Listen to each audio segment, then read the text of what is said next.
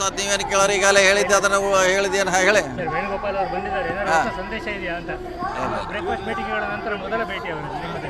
ಅವ್ರೇನು ಈಗ ಕಾರ್ಯಕ್ರಮಕ್ಕೆ ಬಂದಾರ ಅಷ್ಟೇ, ಅವ್ರದ್ದೇನು ರಾಜಕೀಯಕ್ಕೋಸ್ಕರ ಬಂದಿಲ್ಲ. ಗೆಸ್ಟ್ ಹೌಸಲ್ಲಿ ಏನಾದರೂ ಚರ್ಚೆ ಈ ಬಗ್ಗೆ? ಇನ್ನು ಅವ್ರನ್ನೇ ಕೇಳಬೇಕು, ನೀವು ಅವ್ರನ್ನ ನೋಡಿರ. ಸರ್, ನಿನ್ನೆ ಸಿಎಂ ಅಂತ ನೀವು ಮಾಡಿದ ವೈರಾಗ್ಯದ ಮಾತು ತುಂಬಾ ಚರ್ಚೆ ಆಗ್ತಾ ಇದೆ ಪೊಲಿಟಿಕಲ್ ಆಗಿ. ಏನತ್ರ ವೈರಾಗ್ಯದ ಮಾತನಾಡಿದ್ರು ಸಿಎಂ ಅಂತ ಒಂದು ನಿನ್ನೆ, ಅದನ್ನು ಬೆಂಬಲಿಸಿ ನೀವು ಮಾತಾಡಿದ್ರಿ ಅಂತ.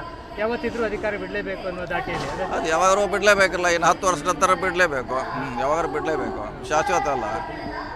ಸೊ ಅದು ಯಾವಾಗ ಅನ್ನೋದು ಹೈಕಮಾಂಡ್ ತೀರ್ಮಾನ ಏರ್ಪೋರ್ಟಲ್ಲಿ ಗಮನಿಸಿದ್ರೆ ಅಂತ ಕಾಣ್ತದೆ. ಫಸ್ಟ್ಗೆ ಡಿ ಕೆ ಶಿವಕುಮಾರ್ ಅವರಿಗೆ ಜಯಕಾರ ಹಾಕಿದ್ರು ಒಂದಿಷ್ಟು ಜನ, ಎಲ್ಲಿ ಸಿದ್ದರಾಮಯ್ಯ ಅವರಿಗೆ ಜಯಕಾರ ಹಾಕಿದ್ರು ಕಾರ್ಯಕರ್ತರು. ಏನು ನಿಮ್ಮ ಅಭಿಪ್ರಾಯ ಅಂತ? ಅದರಿಂದ ಏನು ಪ್ರಯೋಜನ ಆಗೋಲ್ಲ, ಸಹಕಾರದಿಂದ ಪ್ರಯೋಜನ ಆಗೋಲ್ಲ.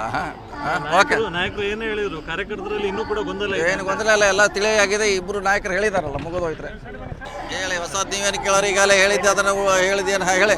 ವೇಣುಗೋಪಾಲ್ ಅವರು ಬಂದಿದ್ದಾರೆ, ಏನಾದ್ರು ಹೊಸ ಸಂದೇಶ ಇದೆಯಾ ಅಂತ? ಬ್ರೇಕ್ಫಾಸ್ಟ್ ಮೀಟಿಂಗ್ಗಳ ನಂತರ ಮೊದಲ ಭೇಟಿ ಅವರು ನಿಮ್ಮದು? ಅವ್ರೇನು ಈಗ ಕಾರ್ಯಕ್ರಮಕ್ಕೆ ಬಂದಾರ ಅಷ್ಟೇ, ಅವ್ರದ್ದೇನು ರಾಜಕೀಯಕ್ಕೋಸ್ಕರ ಬಂದಿಲ್ಲ. ಗೆಸ್ಟ್ ಹೌಸಲ್ಲಿ ಏನಾದರೂ ಚರ್ಚೆ ಈ ಬಗ್ಗೆ? ಇನ್ನು ಅವ್ರನ್ನೇ ಕೇಳಬೇಕು, ನೀವು ಅವ್ರನ್ನ ನೋಡಿರ. ಸರ್, ನಿನ್ನೆ ಸಿಎಂ ಅಂತ ನೀವು ಮಾಡಿದ ವೈರಾಗ್ಯದ ಮಾತು ತುಂಬಾ ಚರ್ಚೆ ಆಗ್ತಾ ಇದೆ ಪೊಲಿಟಿಕಲ್ ಆಗಿ. ಏನತ್ರ ವೈರಾಗ್ಯದ ಮಾತನಾಡಿದ್ರು ಸಿಎಂ ಅಂತ ಒಂದು ನಿನ್ನೆ, ಅದನ್ನು ಬೆಂಬಲಿಸಿ ನೀವು ಮಾತಾಡಿದ್ರಿ ಅಂತ. ಯಾವತ್ತಿದ್ರೂ ಅಧಿಕಾರ ಬಿಡಲೇಬೇಕು ಅನ್ನೋ ದಾಟಿಯಲ್ಲಿ ಅದು ಯಾವಾಗಾರು ಬಿಡಲೇಬೇಕಲ್ಲ, ಇನ್ನು 10 ವರ್ಷದ ನಂತರ ಬಿಡಲೇಬೇಕು. ಯಾವಾಗಾರು ಬಿಡಲೇಬೇಕು, ಶಾಶ್ವತ ಅಲ್ಲ.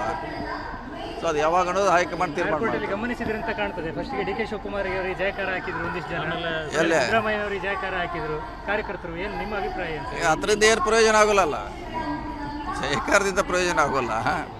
ಓಕೆ, ನಾಯಕರು ಏನು ಹೇಳಿದ್ರು? ಕಾರ್ಯಕರ್ತರಲ್ಲಿ ಇನ್ನೂ ಕೂಡ ಗೊಂದಲ ಇದೆ. ಏನು ಗೊಂದಲ ಇಲ್ಲ, ಎಲ್ಲ ತಿಳಿಯಾಗಿದೆ. ಇಬ್ಬರು ನಾಯಕರು ಹೇಳಿದಾರಲ್ಲ, ಮುಗಿದೋಯ್ತಾರೆ.